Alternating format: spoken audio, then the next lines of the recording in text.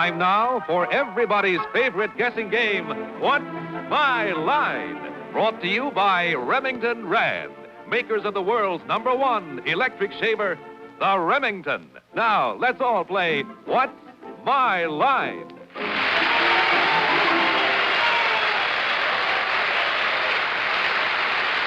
And now, let's meet our award-winning What's My Line panel. First, the popular columnist whose voice of Broadway appears in the New York Journal-American and papers coast to coast, Miss Dorothy Kilgallen.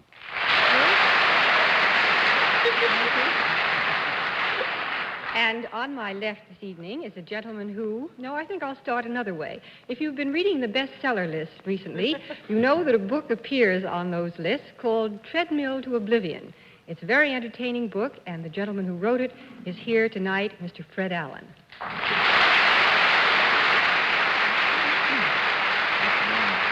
Thank you, Dorothy. And on my left, ladies and gentlemen, a young lady who misplaced her Scrabble set this afternoon and who may be at a loss for words tonight, Miss Arlene Francis.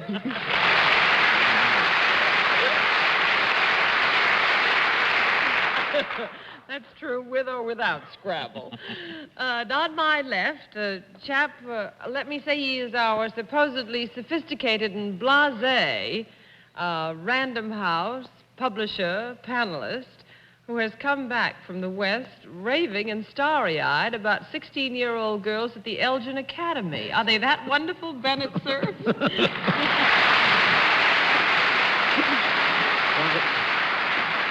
You'd make a fine headmistress, Arlene. Well, 2 years ago, a lot of you folks who are watching this show will remember that we had Ed Murrow as a mystery guest on this program. And he and our moderator told you about a memorial they were raising funds for in memory of all the war correspondents who had lost their lives in pursuit of their duty. Well, they've gotten all the money together, and tomorrow night, that memorial is going to be dedicated in a monster all-star television show called Dateline. And I guess that's why our moderator looks so happy tonight. Here he is, John Charles Daly.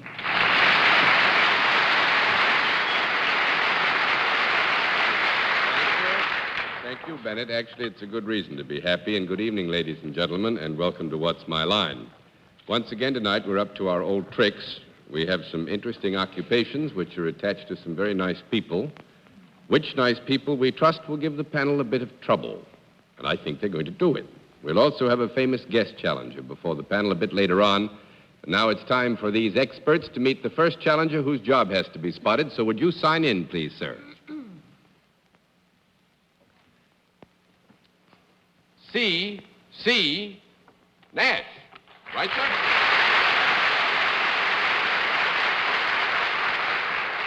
Now, I don't want to press you too hard, but we got to know what one of those C's stands for anyway. Which one do you want to give us? Charles. Charles? Charles C. Nash, is it?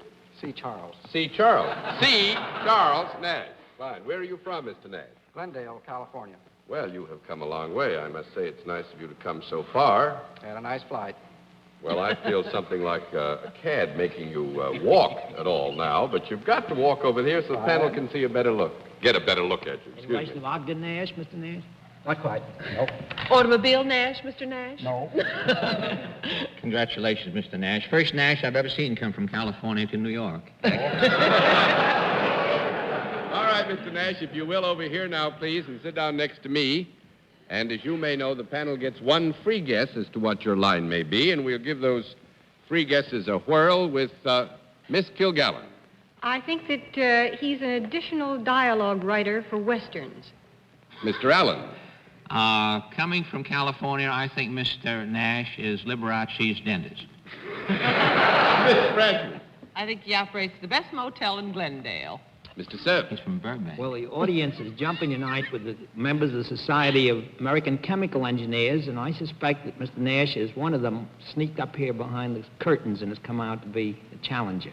Ah, Bennett, you're a terror. And you're wrong, too. Well, now, nobody has it right, so we'll let our viewers at home have a further look at Mr. Mr. C. Charles Nash from California, and at the same time, we'll tell them what his line is. But the panel's going to have to dig.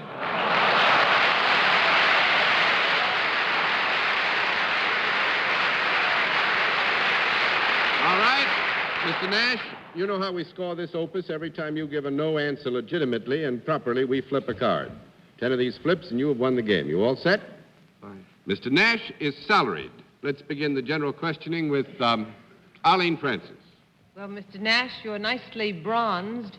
Is that California, or do you work outdoors?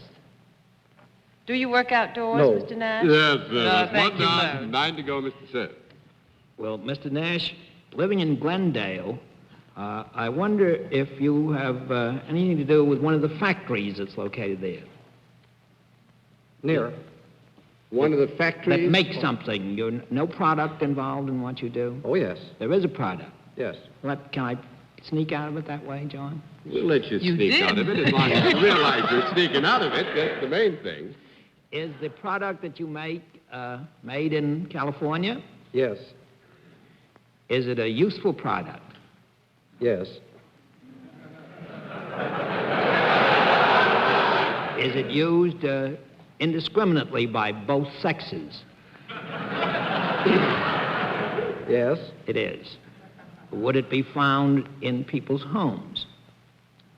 Yes. Yep.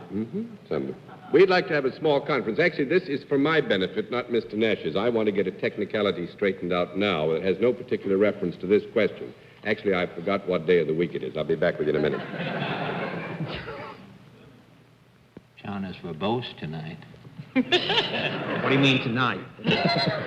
I just picked out one night. Well, Trying to talk anytime him you're into the ready, show Bennett, tomorrow. we can sit around here all night Well, if I'm you waiting want for to. you, John. Waiting for me? I wasn't doing anything. Well, that's what we're complaining about. Mr. Nash, for this product, is there any ingredient used that is either grown or made in the state of California?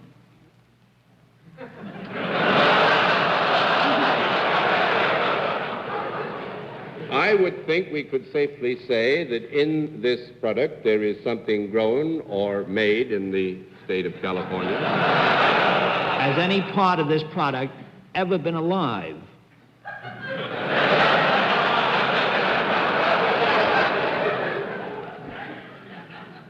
You mean going way back? Oh, not too far back. Let's see. You mean perambulating alive sort of thing, huh? Well, ambulating, if not Ambulating. perambulating. Well, thanks, Bennett. That No. makes it 2 down to go. Now, I think we'd have to knock you out on the ambulating department. All right? That's 2 down and 8 to go, Miss Kilgallen. All right. Has it ever been alive standing still?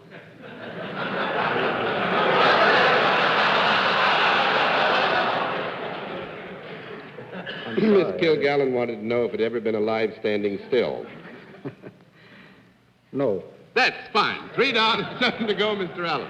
Is it something, did Bennett establish that it's something that is grown in California? We answered with some reluctance affirmatively to the question, was it grown or made in California? Can you distill that for me, John? May I say, is it something that's grown in California? He should know what he does. That's right, Mr. Nash. No, it is not grown. 4 down and 6 to go, Miss Francis. It's just made in California. Yes. So many people are. Is it...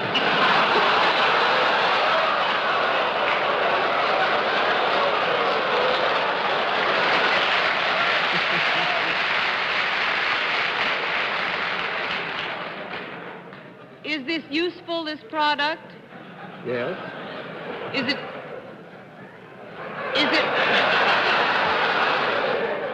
Is it something one could hold in one's hand? Yes, you can. You know, within a basic term of reference, you can hold it in your hand. I'm going to say this, you're so far away from it, all of you, I don't want to discourage you. We You've are got one far more away minute. from it? We Yeah. ought to get on another field, you mean? No, I don't mean a thing, actually. Just wanted to tell you I was going to give you another minute. Is it ever used in studio work? Yes. It's used in motion picture studios? Yes. Is it necessary to be used in motion picture studios? Oh, yes. Has it any moving parts? Yes. Now, can I ask a question? What? Are there several different products that you're involved with instead of it just being one thing? Is there a variety? Before we take you too far off the road, Arlene, the product we have accepted as a general product, and we are now in this identification area willing to identify a general product with which Mr. Nash may have a specific affiliation. Interesting. Yeah, I think so. All right, and you can hold it in your hand, even if you wouldn't want to necessarily. All right, should we get off that whole bit? Do you think it'd be a good idea? We get into something else. Do you have anything to do, Mr. Nash, with training anything or anybody? No. Do you work in an advisory capacity of any kind with this? There is a product. Well, is there anything to do with the sight or sound equipment in a studio? Yes. Is it one of the machines that is responsible for either recording the sound or putting the picture onto the screen? No. And that, I think that's the... Actually, I don't... This was a very tricky one, panel. Don't feel bad about it. It's a very fascinating occupation, but I don't think you'd have gotten it if we'd given ourselves 3 days. He's a smog maker. What did you say? He's a smog maker. No, he's much more famous than that, Fred. Mr. Nash is the voice of Donald Duck at the Walt Disney Studio.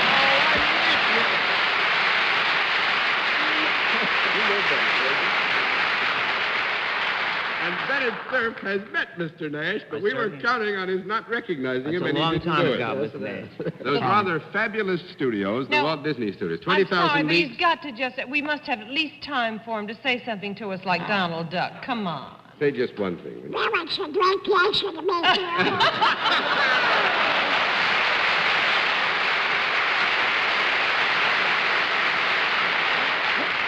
Mr. Nash is one of that great combination of talents whose latest effort, I believe, is 20,000 Leagues Under the Sea. The Walt Disney Studios. That's right. Wonderful picture, too. Oh, it's a wonderful picture, that I'm sure of. And Mr. Nash, you've been a wonderful guest, and thanks very much for being our guest. All right, panel. Let's see what you can do with another challenger. Now, would you sign in, please, sir?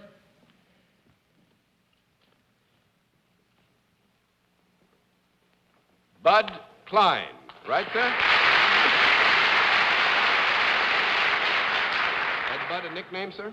Yes. What is your first name? George. George, where are you from, Mr. Klein? Akron, Ohio. Akron, Ohio. Mm-hmm. Well, let's not rubber it in.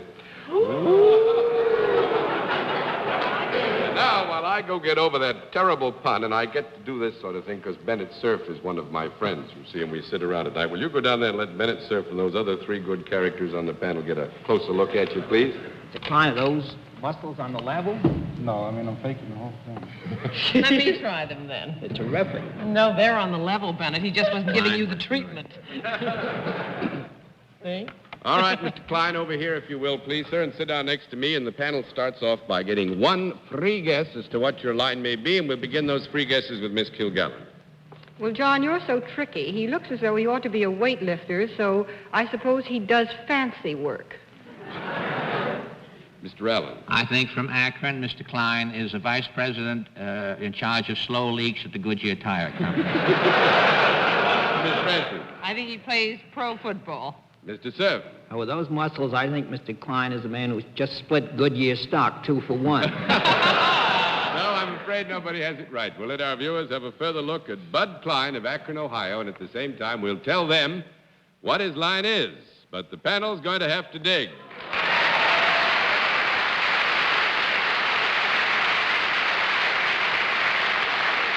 All right, Mr. Klein, you know how we score this operation? Boing, boing. Mm-hmm. Mr. Klein is self-employed. With that, we'll begin the general questioning with Dorothy Kilgallen. Well, Mr. Klein, do people ever watch you when you do what you're doing? Yes.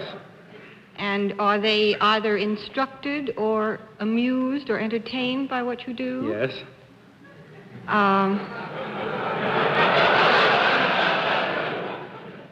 Now, I just have to decide which. Do both men and women watch you? Yes. Do they ever watch you together? Yes. Do you move around in your work? Yes.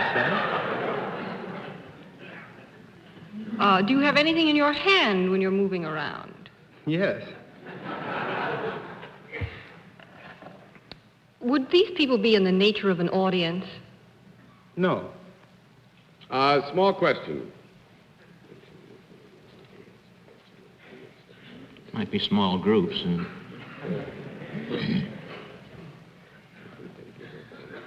Talk him into it, John.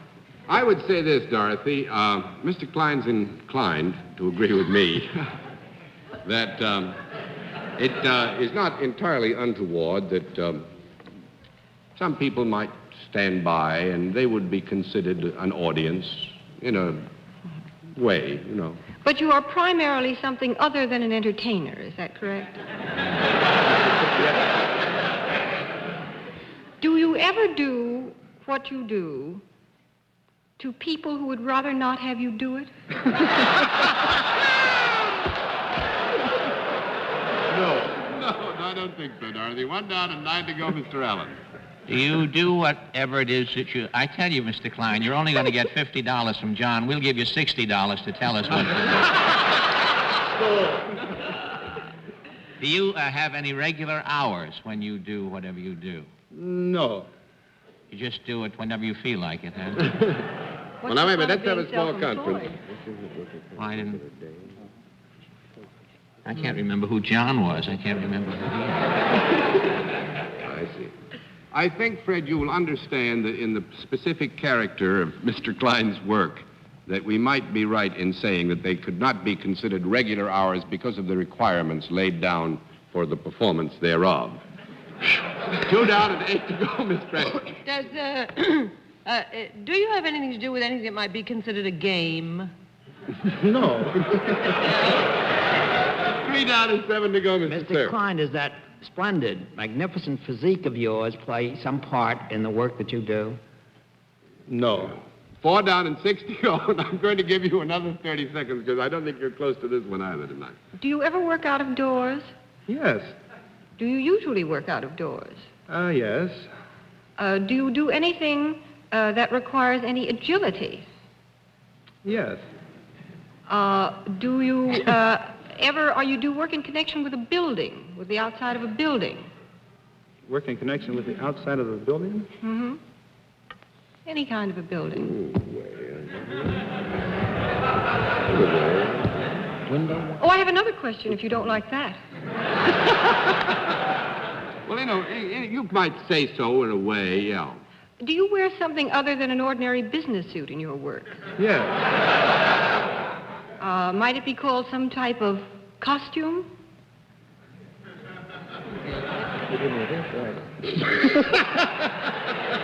No, actually, Miss Dorothy, I don't think we can call it a costume. And just because of time, I got to flip this, although it isn't quite fair to you because you have a good many questions left.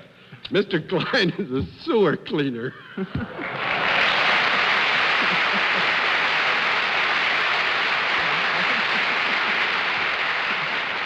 I'm afraid his good looks and his muscles kind of just get you all off on the wrong road. I think he gets stuck in a manhole. Did you ever get stuck in a... Well, I got him all enlarged out in Akron just for his benefit. We must start going into some sewers, It must be Dorothy. more fun than Well, Mr. Klein, thanks a lot. I hope you had a lot of fun. We Thank you, certainly sir. did. It's nice to have had you in What's My Line.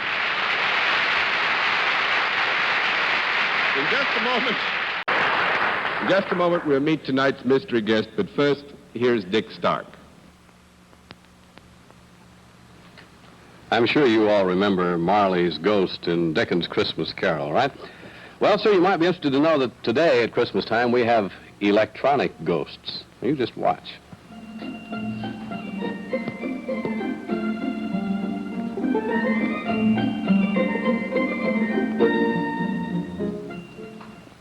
Well, you got a problem, huh?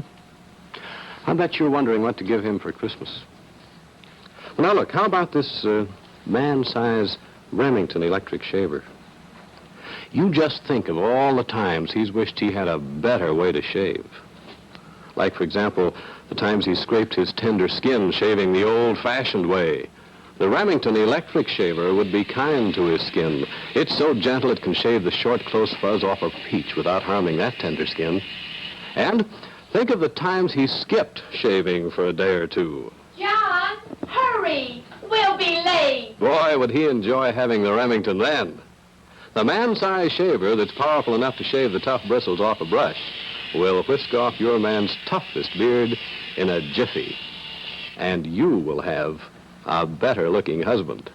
I wish you'd stop in at your favorite store or Remington Rand Shaving Headquarters and ask for a Remington electric shaver on the 14-day free trial plan. That's good for 2 weeks after Christmas Day. You know what? You just give that man of yours a better way to shave. After all, that means a lot to a man. Tell me now, is your Christmas problem all solved? Good.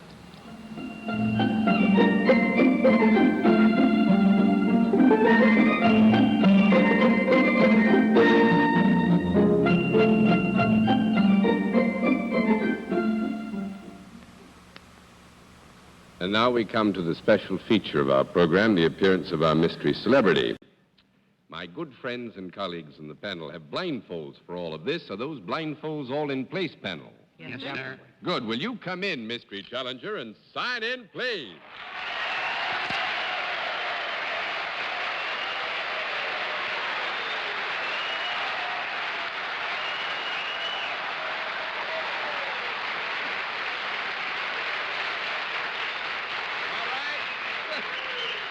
All right, panel. As you know, in the case of our mystery challenger, we dispense with preliminaries, get right down to the general questioning, which we will begin with Mr. Fred Allen.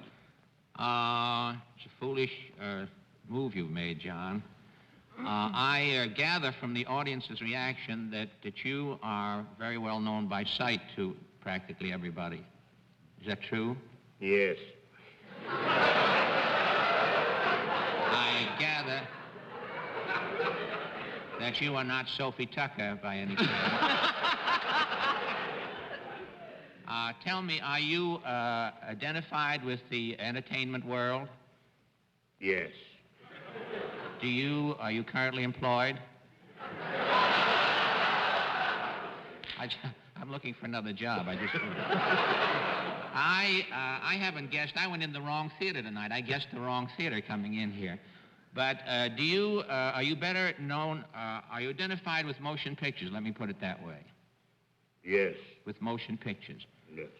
Are you associated with dramatic work in the motion picture field? No. Well, if you do comedy, occasionally it comes out sad. You have to. I'll leave that up to our guest if he would like to amend the answer and give you a qualified yes. Well, then I'm through. I was wrong, huh? Yes. Are we to believe that our mystery guest has never had a serious moment? He's always been a comic, is that it?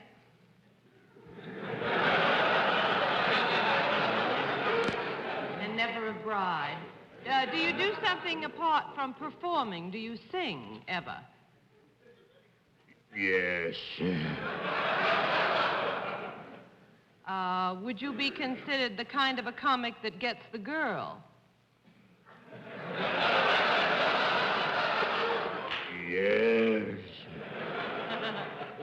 Is your hair thinning a little? Yes. I'll take a wild guess at this. Are you Bing Crosby?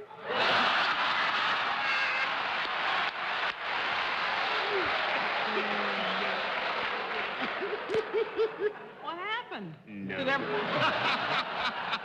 2 down and 8 to go, Mr. Cerf. If my hunch is correct, Dorothy, Arlene couldn't have been more wrong if she had tried. And I did.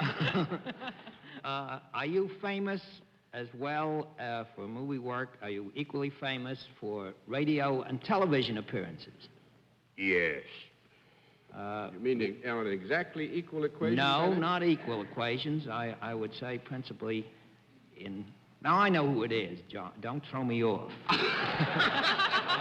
Is your name associated as much with Bing Crosby as with possibly Faith and Charity? Ow! Ow! Yes.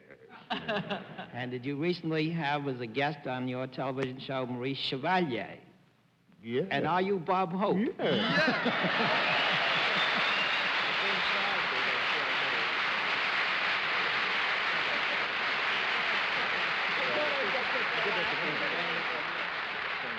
I got to tell you something. Actually, Bob just told me something, and I think it's going to fascinate you all and also everybody at home. The Bing Crosby sign-in. You think he's ever done it before? No. The what? Where did you do it before? I did it in England on What's My Line. Isn't that Really? something? I broke it in there. That was your out of town, wasn't it? The travelingest man you ever saw. Actually, Bennett mentioned earlier that we've got this Dateline program tomorrow night, which dedicates the memorial we've spent 3 years building. The man has come to New York, basically, to be with us on our big program on Dateline. Travelingest guy's written a book, you know, Have Tucks Will Travel, and he's always doing it. And Is there anybody here who hasn't written a book? Fred Allen over there I wrote know. one. Dorothy. Miss Dorothy? I would have mentioned the book, but it's a Simon & Schuster publication. All right, Bennett. Simon & Schuster published it. They know who did it. Have Tucks and Will Travel. Mr. Robert, the Right Honorable Robert Hope, it's good to have you with us. Can't tell you how happy I am to finally have the chance to appear here. I watch this show all the time, you know. And Nice, man. you had to bring me east for this little correspondence show so I could make it. I'm I'm good happy to to have be you here. with us, Rob. Thank you. Thanks Thank you, very John. much. Right. Good to see you, Pat.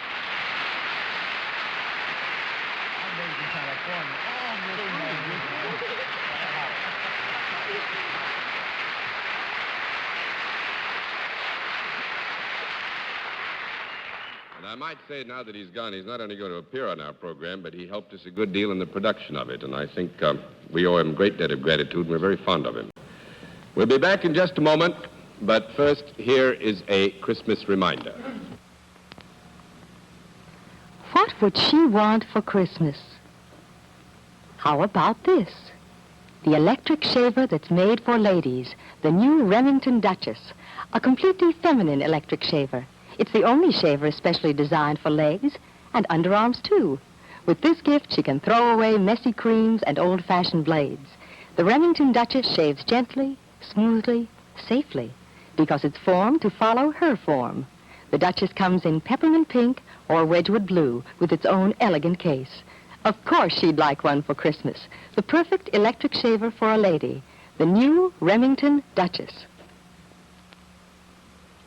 Before our panel says goodnight, may I remind you to tune in again next Sunday at 10:30 p.m. Eastern Standard Time, when once again we invite you to play What's My Line. For other localities, check your local listings for the date and time of our weekly series. Yes, more and more and more and more people are switching to Stop-Et spray deodorant. Because Stop-Et, with its anti-immunity factor, is now more effective than ever. Thanks to this anti-immunity factor, when you use Stop-Et daily, you get full effectiveness day after day. It never lets you down like this. So switch to Stop-Et spray deodorant. Just one squeeze of its famous plexoplastic bottle and poof, there goes perspiration. There's just a chance we New Yorkers may lose a resident because Dorothy has got to go back to cover the Shepherd case in Cleveland tomorrow. So once again, it's good night and good reporting, Dorothy. Thank you, John. Good night, Fred. Good night, Dorothy. Good night, Arlene. Good night, Fred. Good night, Bennett.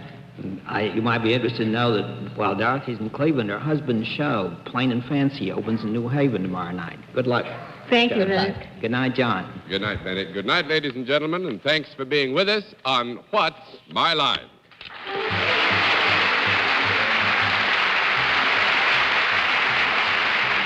Transportation for Mr. Nash was arranged through United Airlines, the nation's fastest airline, flying DC-7 mainliners from coast to coast in less than 8 hours. This has been a Mark Goodson, Bill Todman production in association with the CBS Television Network.